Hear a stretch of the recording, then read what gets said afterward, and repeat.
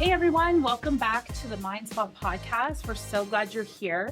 Today we're diving into a conversation that blends entrepreneurship, creativity, resilience, and yes, a very real relationship with rest. Because our guest today is someone who's not only building websites and automations, but redefining what it means to pursue big dreams with a chronic condition. Michelle Weger is the founder and CEO of Venture Creative Collective, an Ottawa-based agency that's best known for their website in a day and I say magic because I've experienced it firsthand. Michelle is the brain and heart behind our own site and systems. She takes the messy middle of digital overwhelm and transforms it into something elegant, functional, and empowering. She's known around here as our website person, but honestly, that title doesn't do her justice. She launched VCC back in 2012, fresh out of university, and despite living with narcolepsy, a condition that dramatically affects how and when our body demands rest, she built a multi-million-dollar company that helps hundreds of clients bring their vision to life. In 2020, she became the youngest ever recipient of the Ottawa Board of Trade's 40 Under 40 Award. She's also an accomplished public speaker using stages and platforms across North America to speak openly and powerfully about what it means to be an entrepreneur with a chronic illness. And if that was not enough, Michelle recently released her best-selling book, Don't Snooze on Your Dreams. It's equal parts inspiring and practical. She shares her story, her challenges, and her strategies with the kind of clarity that makes you feel like you're sitting across from a friend who gets it. It's not just a book, it's a permission slip for anyone who's ever felt like their limitations might be the end of their story. If that wasn't enough, Michelle recently released her best-selling book, Don't Snooze on Your Dreams. It's equal parts inspiring and practical. She shares her story, her challenges, and her strategies with the kind of clarity that makes you feel like you're sitting across from a friend who gets it. It's not just a book, it's a permission slip for anyone who's ever felt like their limitations might be the end of their story. Michelle shows us they can actually be the beginning. So whether you're a small business owner, a creative, or someone managing health challenges, or just a human trying to live a meaningful life without burning out, this episode is for you. Let's get into it. Well, we're going to dive in with our first question just to kind of get us started. And so we're going to start with sort of origin story and motivation. So you founded Venture Creative Collection in 2012. What gave you the confidence to launch your own agency straight out of university? Confidence is a funny word here. I wasn't confident. I had no options. I didn't know what was wrong with me at that point. I just knew I every day felt like I'd been hit by a truck or had the flu, like that level of exhaustion, no matter how much I slept. And if I was given a moment of quiet, even in a public place, like a movie theater or a dentist office or anywhere, I would fall asleep. So I knew there was something seriously wrong. Didn't know what it was at that point. And so I knew a 9-to-5 job at a desk, like I was going to get fired the first week. Right. So it became a survival tactic where what can I do that gives me some chance of success? Awesome. And your own business, I mean, it's a lot of work, but you also have the power. The only person you're letting down if you fall asleep is yourself. And so I went for it.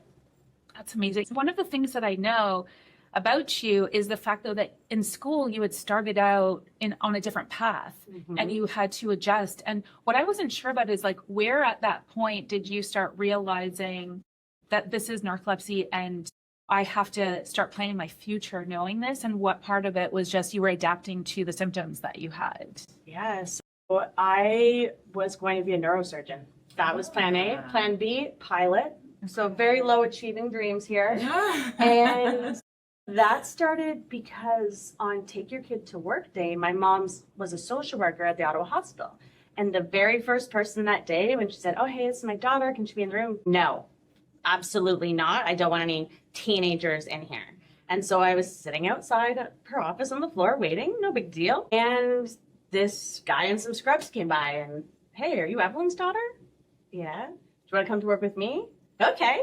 I didn't even know what he did. I'll go. He was the lead neurosurgeon at the Ottawa Hospital and invented something called the cyber knife, which is now widely used, but it's a less invasive surgical tool for brain surgery. And I got to go into the OR with this man.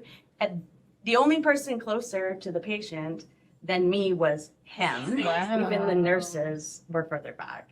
So I had my hands behind my back the whole time, obviously. And 6 hours went by like 6 minutes. Wow. And I was obsessed. So from age 16 onwards, like that was the plan. Yeah. That was what I was working towards until I fell asleep on a microscope and I realized there's something seriously wrong. And so that was in university. So the falling asleep on the microscope was already in The first university. time I fell asleep in public, I was 17. Wow. First year university, because I was already there by 17, had those big dreams to fill. Right, yeah. And I switched programs into something more physical. So that was the Okay. first adaptation based on symptoms, was Okay. a room where they turn the lights off, which you need for microscopes. Yeah. I couldn't do it. I fell asleep every time, like within a minute. So I had to shift. That must have been so confusing though. So confusing. And you go to the doctor and they do what they should, right? Iron tests, Right. thyroid tests, depression quizzes. I'm 17 years old, then 18, then 19. And you go through these same tests over and over, which is frustrating. Yeah. But it's also logical. That's what most people with tiredness Yeah. at that age have, is one of those. So it took 3 years before they ordered a sleep test? No, I was in my mid-20s, about 22, when a friend of mine told me, you need to tell your doctor that you think you have sleep apnea and get a sleep study. And I just laughed at her. I don't have narcolepsy. She specifically thought I had narcolepsy, Okay. But- she just knew it could get diagnosed through a test. which is a lot more likely to get prescribed because it's much more common. And to be fair, I could have had it. The symptoms align, that extreme exhaustion, no matter how much you sleep, never feel rested. And so I went in for that sleep test. And when everyone else got sent home at 7 a.m., they said, you get to stay here and do a daytime test with us, Wow. which is for narcolepsy. So how has that sort of transitioned to how you live your life on a day-to-day basis? Yeah, so it originally started, although I say I've done all this because I have narcolepsy, I did all this because of the symptoms. The actual diagnosis, of course, is important, but the management of the systems is what created everything, all these habits and decisions and the beginning of this business. And so once I was diagnosed, it just solidified that yes, this is the correct path, but the momentum was already in place because I think I was about 23 when I was diagnosed and the symptoms started at 17. So 5 years, which is actually very lucky. The average time to diagnosis, according to studies out of the United States, is 10 to 15 years for narcolepsy. Yeah, so if I think now, I'm 34 right now. I was diagnosed 11 years ago. So everything that I've done and accomplished between diagnosis time and last year, I could have still been struggling that whole time if that one friend hadn't said, sleep study. Thanks. We all need those friends who are willing to say something and suggest something. And does it just get misdiagnosed at times, or is it just overlooked? Like what's been? It's so Very rare. Yeah, so most doctors I've met, I'm the first narcoleptic they've met. And so the good ones ask questions, lots of questions, like what words did you say before you were diagnosed that weren't picked up on? And an example of that is we'll say tired, but we're not tired, we're sleepy. Lots of people are tired, but if you gave them a chance to sit down quietly, no phone, in a public place, would they fall asleep? Most would not. We do. Yeah. So there's those little tiny differences in how the questions can be asked that would help lead to an earlier diagnosis. But it is so rare. Now, you said something to me before about, was it China? And that Japan. Sorry. Tell that story. Yeah, so I've heard that in Japan, they have a higher diagnosis rate of narcolepsy at 1 in 1,000 compared to Canada and the US is 1 in 2,000. So the original thought was, is there a genetic or ethnographic component to it? But what it is that they give sleep studies to young adults. And there it's for productivity. They want to catch sleep apnea early and treat it. Smart. Very smart. And by proxy, they're catching the people with narcolepsy and getting them diagnosed very young. because it starts in your late teens, early 20s. Yeah. Which is why I'm glad we're having this conversation, because this raises a lot of awareness, for our audience, for younger folks as well, too. Yeah. They might think that I'm just really sleepy or had a bad night, but if it's repeating itself and if it's continuous, there might be more to it. Yeah. If you get to sleep in on the weekend and you still feel like you're as tired as if you were before the weekend, that's not normal. Right. Like, that's not being a teenager. That's not growing pains. There's something very wrong that needs to be addressed. Wow. And when it comes to that diagnosis, is there any other sort of symptoms that often come with narcolepsy? Because we know that if you're not getting good, healthy sleep, it's really hard to have good mental health, right? To cause anxiety, depression, all those kinds of things. So is there a correlation there? There definitely is. So both anxiety and depression, thankfully, I didn't have to experience that, but it is very common. And the symptoms that are most often missed, and I missed them in myself. Looking back, it is so clear, but that overwhelming exhaustion was the only thing I ever mentioned to doctors. Sleep paralysis. So when you're having a dream and it's bad and you can't move, you can't breathe, that is part of narcolepsy. So is what they call hypnagogic or hypnopompic hallucinations. So when you're going into sleep or coming out of sleep, your brain is in both stages at the same time. And so I didn't realize that normal people never woke up to a room full of butterflies for like 10 seconds. Like, I thought that's just what dreams do. Like, when people talk about daydreaming, That's what you thought they too, right? Exactly. Yeah, me too. But I've never had it in the afternoon, only when I'm waking up and go to sleep. But, maybe they're the weird ones. So that one's a major one. And then cataplexy. So that's the temporary muscle paralysis caused by strong emotions. So big belly laughter for me will make my legs totally give out, like fall on the floor. Oh, wow. And again, now that I've told you, you're going to see it everywhere in TV shows. People will fall down when they're laughing. Right. And so I didn't realize that doesn't actually happen. That's just like an overacting comedic thing. I never thought of that.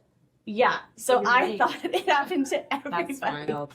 Yeah. Wow. Now, what about That's important. surprise? Because Oh. that's one that we can't control. There's certain emotions that you can sort of like, You can predict. know, and Yeah. you can kind of sit down but a surprise would Yeah, be a so- surprise emotional. Surprise is one of the most dangerous ones, I think, for people with narcolepsy.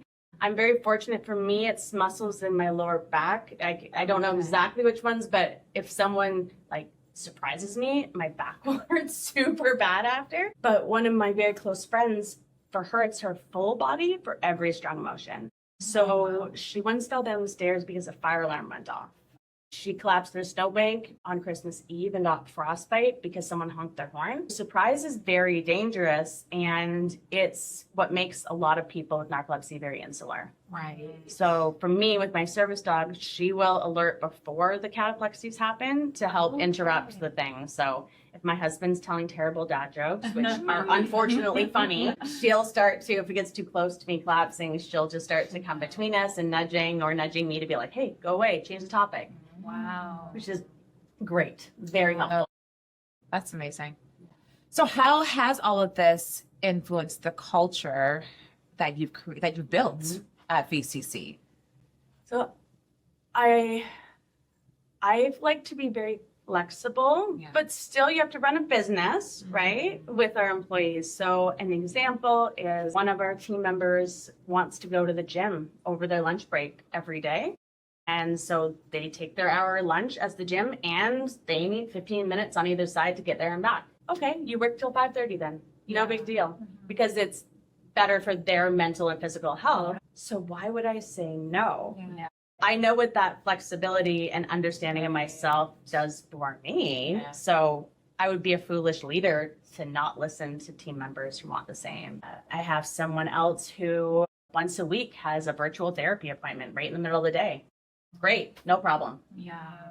Again, they're doing what's best for them, which in the end is what's also best for the business. It's just logical. Doesn't it surprise you how few leaders, though, seem to understand that? It is a strange phenomenon that it just seems so obvious, right? Yeah. So I was just curious, like, okay, if this is so obvious, why would you push back against it? Especially when it really is, we have learned through COVID that it's these core business hours that are really important. Everybody's present, but everything on either side of that is actually really flexible. I don't think leaders appreciate that, right? Even recognize like how important it is, like the core business hours and how I'm supporting my staff or the employees during those period of time, how that affects their performance, their productivity, it affects even their commitment to the work that they're doing as well on so many levels. Absolutely. And trust does have to be built, right? For sure. If I didn't trust that the main work would be completed regardless of a slight time shift, then it would be very difficult to allow for those things. Right. So exactly. There's responsibility for the individuals to come through on the commitment. Right. And I think leaders have to give them the chance to do that. Yeah. And then after that, it's the employee's job to come through on their commitment, which most do.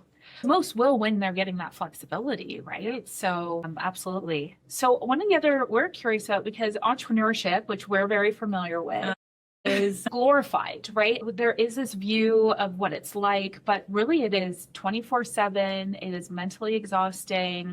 It isn't a 9 to 5 by any stretch of the imagination. So how do you manage that with managing your energy?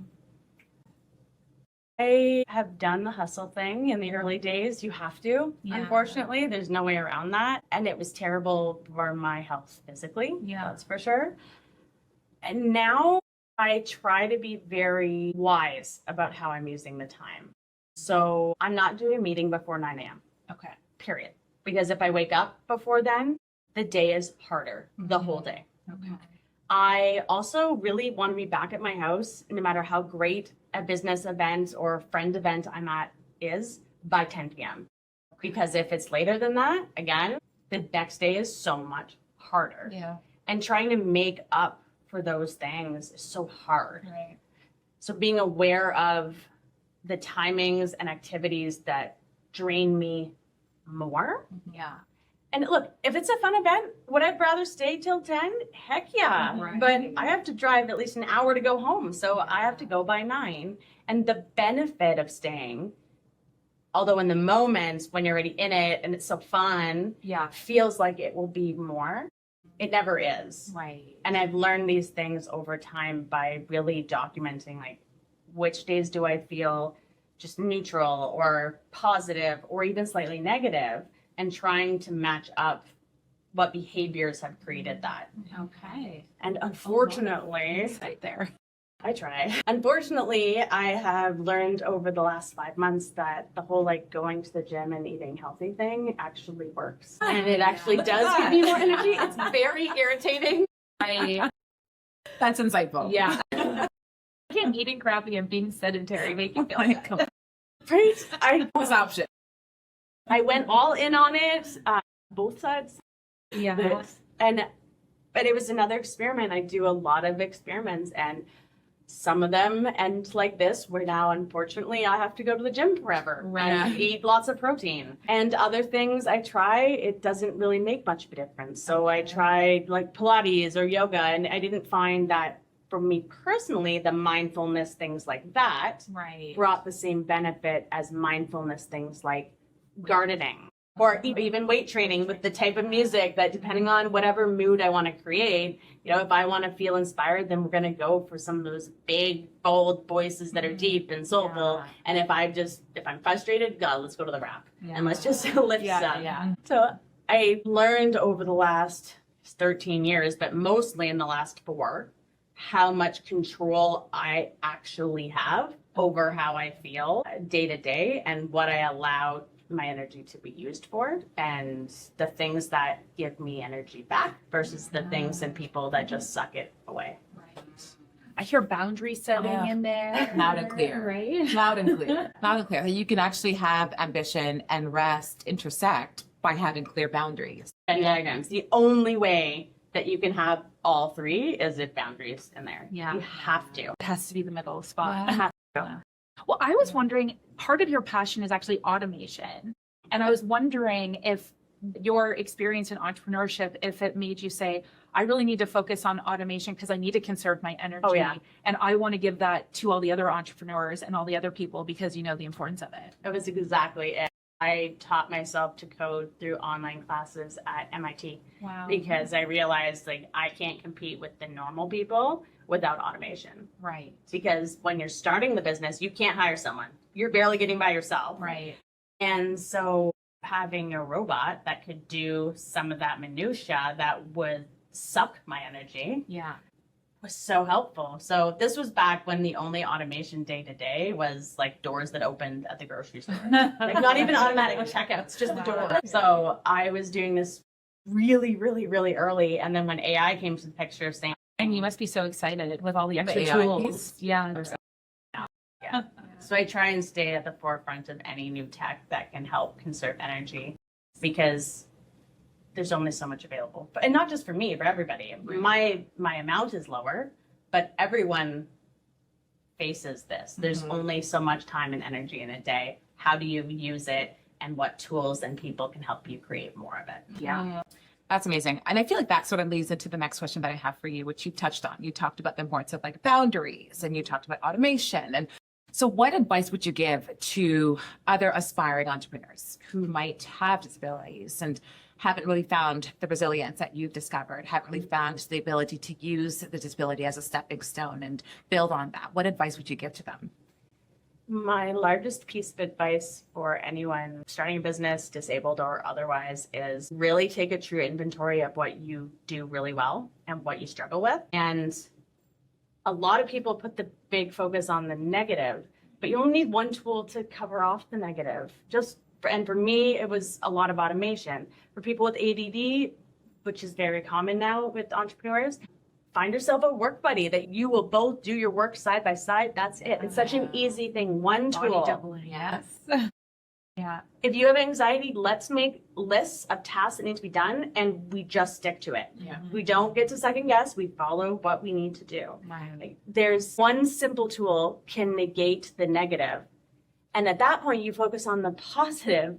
So for me, I'm very good at looking at systems. I'm very good at finding streamlining. I'm super good at efficiency because I have to be. Right. So let's focus on that because nobody else will be better than me at that. And that's where I need to put my focus, not on the negative part. Yeah, because we can really get hyper-focused on the negative part, amplify that, magnify that. Yeah. But if anything, use a tool to manage that and Yeah. then focus on highlight the positive aspects of things. Yeah.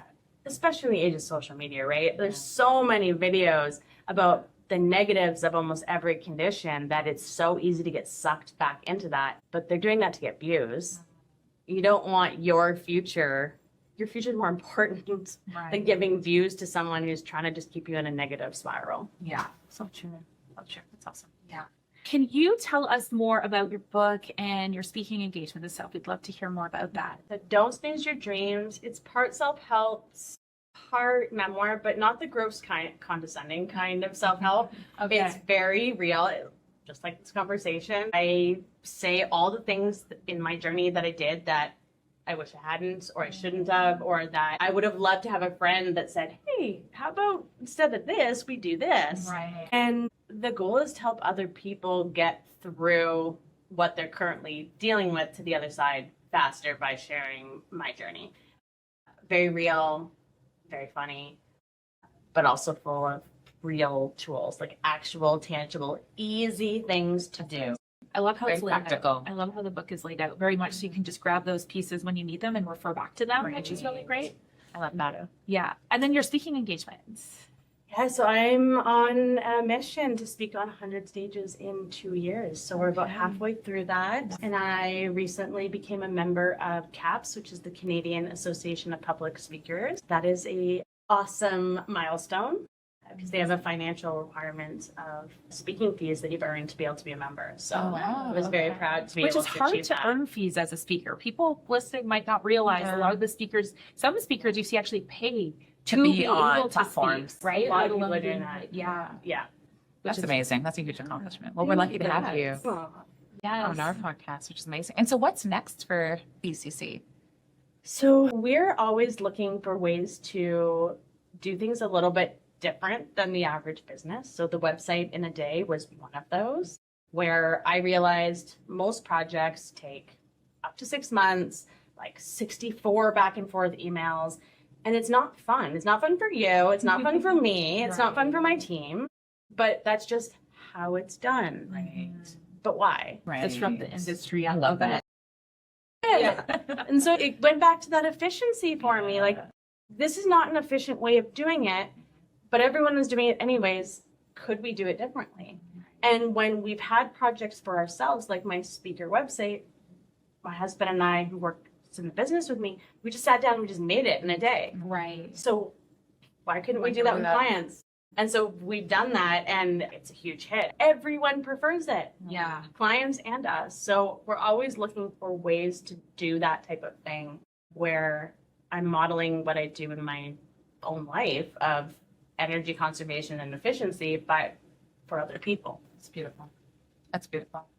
And thank you for sharing that with us. Thank you for sharing it with our audience. Yeah. And allowing us to be inspired to do the same thing, and being efficient in what we do, efficient in how we work, setting clear boundaries in how we work as well, too. Yeah. I think those are very, very important nuggets and tools that we'll take with us for sure. And reduce that burnout. Exactly.